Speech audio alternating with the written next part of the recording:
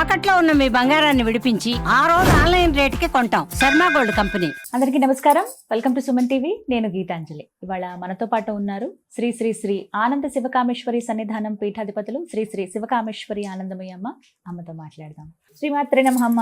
శ్రీమాత్రే నమః తల్లి.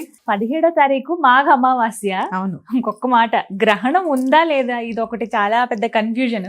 ఎందుకంటే గ్రహణం ఉందంటున్నారు కొంతమంది, మనకి పట్టుబిడుపు స్నానాలు చేయాల్సి ఉంటుంది, పాటించాల్సిందే నియమాలు ఉన్నాయని చెప్తూ ఉన్నారు.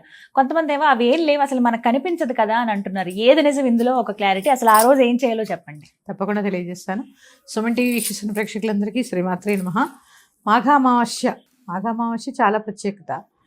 ఈ గ్రహణం అనేది మనకి లేదమ్మా భారతదేశంలో. కంకణాకారంలో ఉండేటటువంటి సూర్యగ్రహణం మనకి లేదు. కానీ ఉపదేశ మంత్రాలు ఉన్న వాళ్ళు మాత్రం పట్టువిడుపు స్నానాలు చేసి జపం చేసుకోవాలి. ఎందుకంటే ఎక్కడైనా సూర్యుడు ఎక్కడైనా సూర్యుడే కదా. వాళ్ళకి మాత్రమే తప్ప మనకి మామూలు వాళ్ళకి ఎటువంటి నియమాలు లేవు. గర్భిణులకి ఎటువంటి నియమాలు లేవు. దేవాలయాలకు కూడా ఎటువంటి నియమాలు లేవు. మన సన్నిధానంలో కూడా ఆ రోజు గుడి తెరిచే ఉంటుంది. ఎటువంటి నియమాలు లేవు. కాకపోతే మాకు ఉపదేశ మంత్రాలు ఉంటాయి కాబట్టి ఆ గ్రహణ కాలం అంతా కూడా మేము పట్టు స్నానం చేసి మళ్ళీ జపం చేసుకుని విడుపు స్నానం చేసి ఆ జపాలు మాత్రం చేసుకుంటాం. ఎందుకంటే గ్రహణ సమయాన్ని వినియోగించుకోవాలి కాబట్టి. అవి తప్ప ప్రత్యేకించి నియమాలు ఏమీ లేవు. భయపడద్దు ఎవరు. ఇక మాఘ అమావాస్య చాలా ప్రత్యేకతమ్మా. మాఘ స్నానాలు, కార్తీక స్నానాలు చాలా ప్రత్యేకం. స్నానాలు చాలా ప్రత్యేకం. కార్తీక మాసం లాగే మాఘ మాసాలు కూడా స్నానాలు చాలా ప్రత్యేకం. మాఘ స్నానాలు ప్రత్యేకించి నదీ స్నానం ఇంకా ప్రత్యేకం. అంటే మరి ఆ రోజు చివరి రోజు కదా, ఆ రోజు అయినా చేయొచ్చు. అంటే అవకాశం ఉంటే మాత్రం తప్పకుండా చేయండి అమ్మా. లేని వాళ్ళు చక్కగా బకెట్ నీళ్ళల్లో ఇన్ని ఆవు పాలు చుక్కలు వేసుకుని సంపాదించిన దేశవాళీ ఆవు పాలు ప్యాకెట్ కాదు, ఆ జెర్సీ ఆవు కాదు. చాలా మంది మేము ఆవుకి ఏదైనా పెట్టండి అని చెప్పామనుకోండి, ఇంటి ముందుకు వస్తుందండి తినిపించచ్చా అంటారు. ఇంటి ముందుకు వస్తున్న ఆవుల్లో జెర్సీ ఆవులు ఉంటున్నాయి తప్ప దేశవాళీ ఆవులు ఉండడం లేదు. ఇది గమనించుకోండి. ఎలా ఉంటుంది ఏంటి ఒకసారి మీ గూగుల్ అడిగితే అన్ని చెప్తుంది. ఆ జెర్సీ తినిపించినా మీరు ఫలితం ఏమి ఉండదమ్మా. ఒక జీవికి అన్నం పెట్టండి కాదనట్లే గాని ఆవు మాత్రం ఆవు కాదు. ఆ పాలు కాదు. అభిషేకానికి కాదు కదా, దేనికి పనికిరావు. నిజంగా చెప్పాలంటే తాగడానికి కూడా పనికిరావు. అంత దోషం ఆ జెర్సీ ఆవు. తర్వాత మాట్లాడుకుందాం దాని గురించి. చక్కగా దేశవాళీ ఆవు పాలు ఇన్ని సంపాదించుకుని ఇలాగా అన్ని పాలు నీళ్ళల్లో వేసుకుని స్నానం చేస్తే గంగా స్నానం చేసినటువంటి ఫలితం వస్తుంది. ఎప్పుడూ కాదమ్మా, ఎప్పుడైనా సరే ఈ ప్రత్యేకమైన రోజుల్లో మనకి నదులు దగ్గరగా లేవనుకోండి, ఇన్ని ఆవు పాలు చుక్కలు వేసుకుని. ఎందుకంటే ఇక్కడ పూజా సామాన్ స్టోర్స్ లోకి వెళ్ళి గంగా వాటర్ డబ్బా కొనుక్కున్నది. నిజంగా గంగా వాటర్ తెలియదు, ట్యాప్ వాటర్ తెలియదు. ఎందుకంటే అన్ని కల్తీ కదమ్మా. ఈ కల్తీ అలాంటి సంకోచం ఏమన్నా ఉంటే మాత్రం ఇన్ని ఆవు పాలు వేసుకుని స్నానం చేస్తే గంగా స్నానం చేసినటువంటి ఫలితం కలుగుతుంది. ఖచ్చితంగా చేయండి. కార్తీక స్నానము, మాఘ స్నానము చాలా ప్రత్యేకత. సూర్యోదయ పూర్వమే చెయ్యాలి, 11ంటికి కాదు.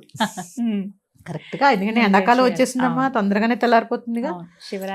శివరాత్రి ఆ తర్వాత మళ్ళీ మనకి ముందు రోజు ఉపవాసం వదలడం ఇవన్నీ ఉంటాయి కదా. అందుకని చక్కగా మీరేం చేస్తారు అంటే అన్ని ఆవు పాలు పోసుకుని స్నానం చేయండి. తర్వాత గ్రహణం ఉందా లేదా పక్కకు పెడితే ఈ పితృదోషాలు కొన్ని వేల రూపాయలు ఖర్చు పెడుతున్నారు. చక్కగా అమావాస్య లాంటి పుణ్యతిథులు ఉన్నాయి మన దగ్గర.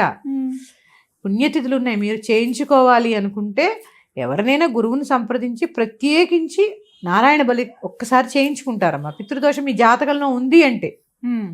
కానీ ఎప్పుడూ పితృశాంతి జరగాలి కాబట్టి చక్కగా దానం ఇవ్వడం, ఒక బ్రాహ్మణ్ణి పిలిచి స్వయంపాకం ఇవ్వడం, ఇలా తర్పణాలు వదలడం.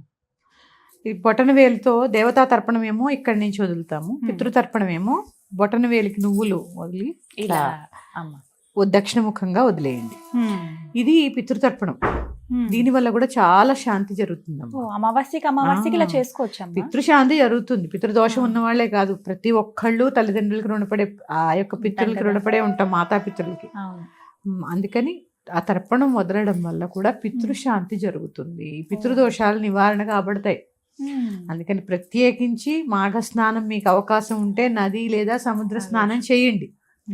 లేని పక్షంలో బలవంతంగా అక్కడికి వెళ్ళిపోయి పరిగెట్టి చేయాల్సిన పనేం లేదు. చక్కగా ఆవు పాలు చుక్క వేసుకుని చక్కగా స్నానం చేసి స్వయం పాక దానం బ్రాహ్మణుడికి ఇవ్వడం, తర్వాత చక్కగా ఈ తర్పణం వదులుకోవడం, తర్వాత ఆ సూర్య భగవానుడికి నమస్కరించుకోండి చాలు.